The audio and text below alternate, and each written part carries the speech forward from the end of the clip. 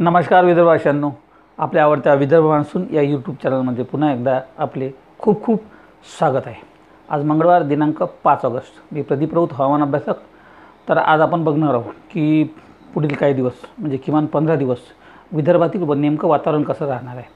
कारण की आपण मागल्या व्हिडिओत सांगितलं होतं की जवळपास जो काही मोठा पाऊस येईल आणि त्यानंतर 28-29 तारखेनंतर विदर्भात पावसाचा खंड पडणार आहे आणि हा पावसाचा खंड 8 ते 10 दिवसाचा असू शकतो असं अपेक्षित केलं होतं।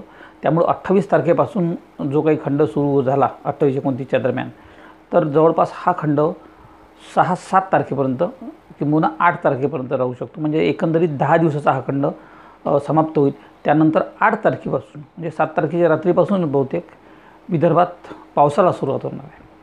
फार मोठा पाऊस जरी नसला तरी पिकांना संजीवनी देणार आहे, कारण की 8 दिवसाच्या खंडानंतर पिकांना आता पावसाची आवश्यकता आहे आणि त्यामुळे पिकांना संजीवनी देणारा हा पाऊस असेल तो मध्यम ते काही ठिकाणी जोरदार स्वरूपाचा पाऊस 8, 9, 10, 11 तारखेदरम्यान येईल। 13-14 तारखेनंतर बंगालच्या सागरात एक तीव्र कमी दाबाचं क्षेत्र निर्माण होत आहे आणि याचं डीप डिप्रेशनमध्ये रूपांतर होऊ शकतं किंवा वादळातही रूपांतर होऊ शकतं।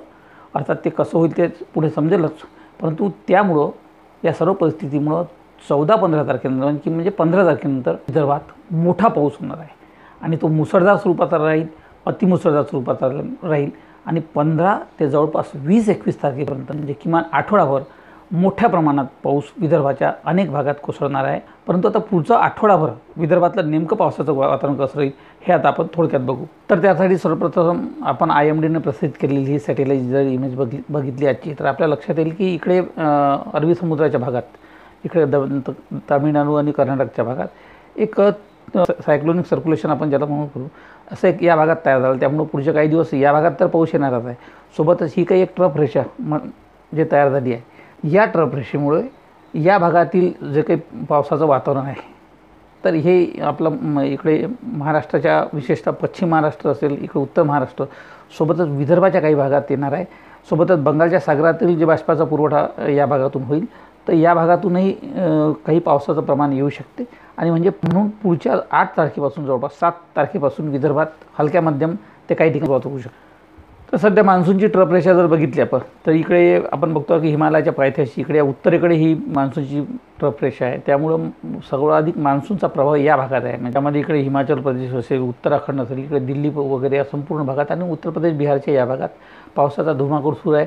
उत्तराखंडमध्ये मोठ्या प्रमाणात अतिवृष्टी झालेली आहे, ढगफुटीसुद्धा झालेली आहे। त्यामुळे अनेकांचा जीवसुद्धा गेल्याचं आपण आपल्या वाचनात आलंच असेल।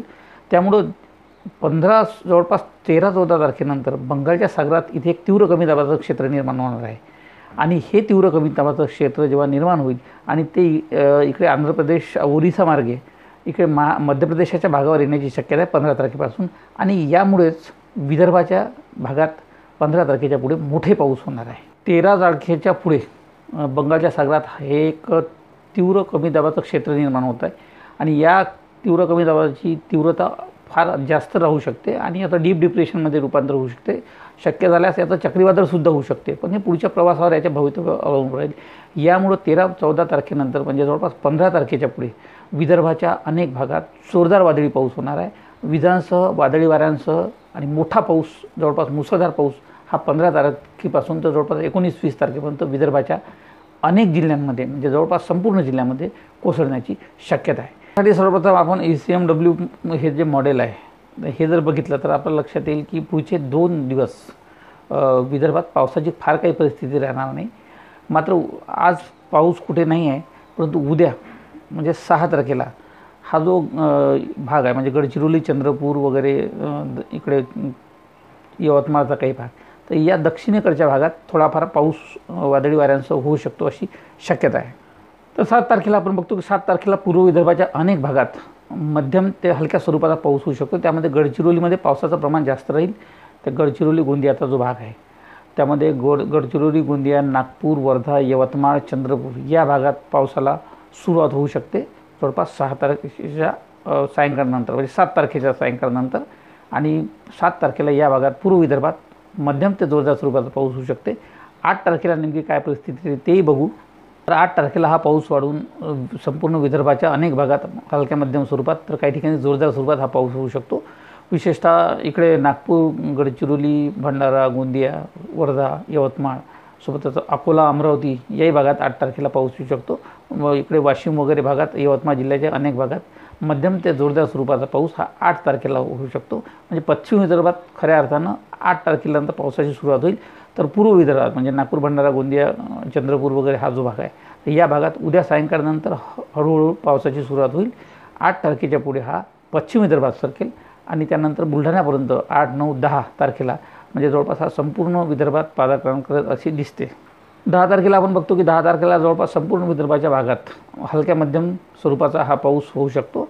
तर इकडे नागपूर, भंडारा, गोंदिया म्हणजे पूर्व विदर्भात पावसाचं प्रमाण थोडं अधिक राहू शकते तुलनेने पश्चिम विदर्भाच्या 10 तारखेला।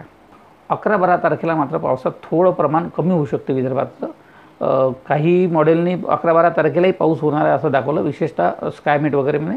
परंतु सध्याची आपण जर परिस्थिती लक्षात घेतली तर 11-12 तारखेला पावसाचं प्रमाण कमी होईल।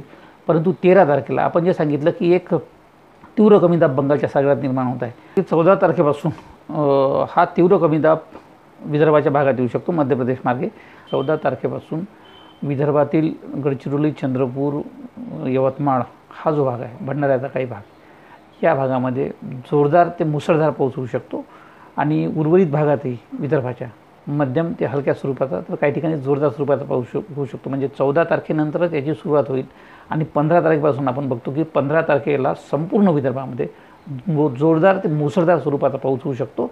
तर गडचिरोली, चंद्रपूर, इकडे वर्धा, यवतमाळ या भागामध्ये अतिशय मुसळधार, अतिमुसळधार स्वरूपाचा पाऊस 15 तारखेला होण्याची शक्यता। म्हणजे 15 ऑगस्टचा म्हणजे स्वातंत्र्य दिनाचा जो उत्साह आहे या सोहळ्यावर पावसाचं विरजण पडू शकते अशी परिस्थिती आजच्या ठिकाणी दिसत आहे। आपण बघतो आहे की संपूर्ण विदर्भात 15 ऑगस्टच्या दिवशी मोठ्या प्रमाणात पाऊस राहणार आहे। हा पाऊस यानंतर पुढे वाढत जाणार आहे, म्हणजे 15, 16, 17, 18, 19 या संपूर्ण तारखांना हा पावसाचं प्रमाण हे अतिशय मोठं असेल। आणि आपण या मॅपमध्ये बघतो की जवळपास हा जो काही पाऊस आहे तर महाराष्ट्राच्या संपूर्ण भागात 15 तारखेच्या पुढं अतिवृष्टी होणार आहे। त्यामध्ये पश्चिम महाराष्ट्र असेल, मराठवाड्याचा भाग असेल, सोबतच विदर्भाच्याही अनेक भागात अतिवृष्टी होऊ शकते। त्यामध्ये आपण बघतो की चंद्रपूर, यवतमाळ, वर्धेचा काही भाग, सोबतच इकडे गडचिरोली, गोंदिया, भंडारा या भागामध्ये अतिवृष्टी होऊ शकते। तर मुसळधार ते अतिमुसळधार पाऊस हा संपूर्ण विदर्भाच्या म्हणजे नागपूर, गोंदिया, अमरावती, अकोला, इकडे बुलढाण्यापर्यंत, वाशिम या संपूर्ण भागामध्ये 15 तारखेच्या पुढे 4 ते 5 दिवस जबरदस्त असा अतिवृष्टीसारखा किंवा अतिमुसळधार पाऊस होण्याची दाट शक्यता आहे। तर या मापमध्ये आपण बघतो की ही आता आज उद्याची परिस्थिती आहे। जवळपास आज आणि उद्या विदर्भाच्या अनेक भागात सायंकाळनंतर आणि उद्या दिवसभर हा ढगाळी हवामान राहू शकते। आणि 6 तारखेला म्हणजे उद्या आपण बघतो की उद्या 6 तारखेला हा जो पूर्व विदर्भाचा चंद्रपूर वगैरे हा जो भाग आहे या भागामध्ये पाऊस होऊ शकतो। 7 तारखेपासून मात्र विदर्भाच्या सर्वच भागात जोरदार पावसाला सुरुवात होऊ शकते। त्यामध्ये विशेषतः गोंदिया, भंडारा, चंद्रपूर, गडचिरोली, नागपूर, वर्धा या संपूर्ण भागामध्ये जोरदार पाऊस होईल। आणि हा पाऊस पुढे पश्चिम विदर्भाच्या भागातही 8 तारखेपासून होऊ शकतो आणि सरकत हा जवळपास 8 तारखेला आपण बघतो की अमरावती, अकोला, इकडे वाशिम, यवतमाळ याही भागात जोरदार पाऊस होईल। नागपूर, भंडारा, गोंदिया या संपूर्ण भागामध्ये हा जोरदार पाऊस होणार आहे 8 तारखेला। तर 9 तारखेला पहाटेपासूनच आपण बघतो की चंद्रपूर, गडचिरोली, भंडारा, गोंदिया, नागपूर या संपूर्ण भागात पाऊस राहील। त्यानंतर दुपारनंतर हा पाऊस इकडे अमरावती, अकोला, वाशिम, यवतमाळ वगैरे या भागात हा होऊ शकतो 9 तारखेचे। यानंतर 10 तारखेला सुद्धा आपण बघतो की 10 तारखेला संपूर्ण विदर्भामध्ये जोरदार, मध्यम ते हलका, काही ठिकाणी जोरदार अशा पद्धतीचा हा पाऊस राहू शकतो 10 तारखेला। या पावसात 11 तारखेनंतर मात्र थोडं या पावसाचं प्रमाण कमी होईल। हा 10 तारखेचा सायंकाळचा पाऊस आपण बघतो आहोत पूर्व विदर्भाच्या अनेक भागात जबरदस्त पाऊस होण्याची शक्यता आहे। 11 तारखेनंतर आपण बघतो की 11 आणि 12 तारखेला या पावसाचं प्रमाण थोडं कमी होऊ शकते विशेषतः विदर्भातलं। परंतु 13-14 तारखेनंतर पुन्हा एकदा आपण बघतो की जो बंगालच्या सागरातून जे तीव्र कमी दाबाचं क्षेत्र निर्माण होणार आहे त्याचा स्पष्ट फरक आपण बघतो की मोठा पाऊस म्हणजे मुसळधार ते अतिमुसळधार पाऊस हा विदर्भाच्या अनेक भागात होणार आहे। 14 तारखेला ही 15 तारखेची परिस्थिती आहे। 15 तारखेला सुद्धा जबरदस्त पाऊस हा पश्चिम विदर्भाच्या अनेक भागात सोबतच पूर्व विदर्भाच्याही जवळपास जिल्ह्यांमध्ये होऊ शकतो।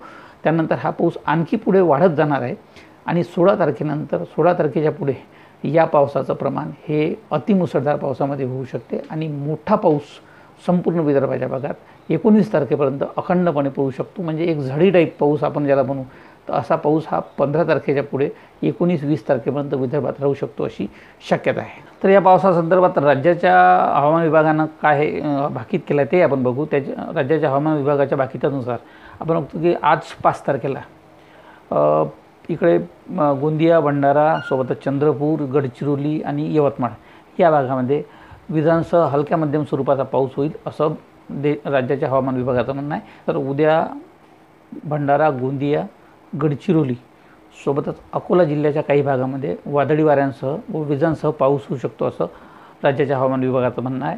तर 7 तारखेला सुद्धा आपण बघतो की 7 तारखेला अमरावती, इकडे वर्धा सोबतच गडचिरोली जिल्ह्याच्या अनेक भागात वादळी वाऱ्यांसह पाऊस होऊ शकतो असं राज्याच्या हवामान विभागाचं म्हणणं आहे. 8 तारखेची जी परिस्थिती आहे, 8 तारखेला राज्याच्या हवामान विभागानं जे काही भाकीत केलं आहे त्यानुसार संपूर्ण विदर्भामध्ये विशेषतः म्हणजे गडचिरोली, भंडारा, गोंदिया, नागपूर, वर्धा, इकडे यवतमाळ सोबतच अमरावती, अकोला, वाशिम या संपूर्ण जिल्ह्यामध्ये मध्यम ते जोरदार स्वरूपाचा वादळी पाऊस होऊ शकतो. अकोला आणि बुलढाण्याच्या काही भागात येऊ शकतो अशी शक्यता आहे.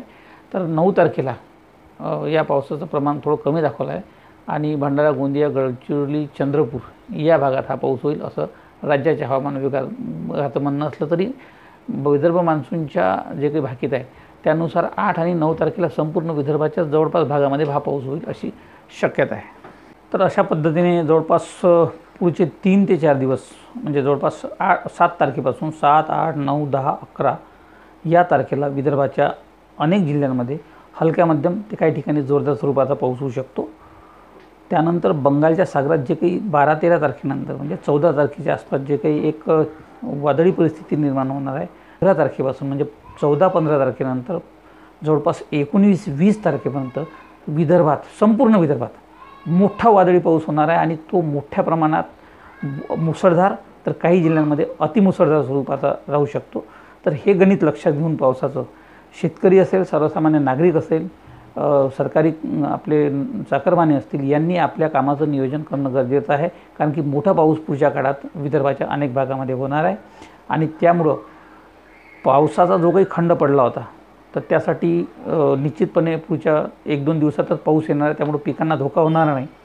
ज्या शेतकऱ्यांची फवारणी वगैरे आली असेल ते पुढच्या 2 दिवसात फवारणी करू शकते, जेणेकरून परवापासून जो पाऊस येईल पुन्हा उद्या सायंकाळनंतर जो पाऊस पूर्व विदर्भात येऊ शकतो आणि 7 तारखेपासून सर्व विदर्भाच्या जवळपास जिल्ह्यांमध्ये हा पाऊस कमी अधिक प्रमाणात सुरू होईल. तर फवारणी केल्यानंतर त्यांच्या पिकाला आणखी पोषक वातावरण तयार होऊ शकतं, याची शेतकऱ्यांनी काळजी घ्यावी. या संदर्भात आणखी काही घडामोडी घडल्यास निश्चितपणे आम्ही आपल्यापर्यंत येऊ. त्यामुळे आजच्या भागात येथेच थांबतो. पुन्हा एकदा नवीन माहितीसह नवीन भागात आपल्याला भेटूच. तोपर्यंत आपण आम्हाला रजा द्यावी. नमस्कार, धन्यवाद. जय हिंद, जय भारत, जय महाराष्ट्र, जय विदर्भ.